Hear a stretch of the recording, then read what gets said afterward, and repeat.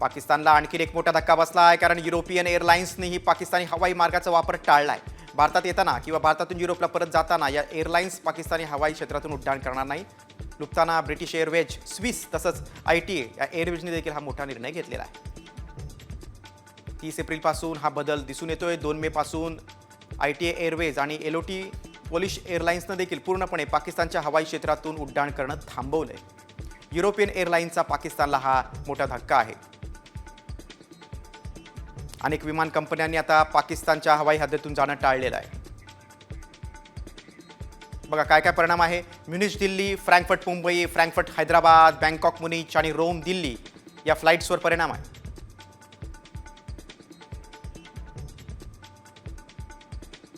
European एअरलाइन्सचा पाकिस्तानला धक्का आहे। अनेक राष्ट्रांनी आता पाकिस्तानातून जाणं टाळलेलं आहे, पाकिस्तानच्या हवाई हद्दीतून जाणं टाळलेलं आहे।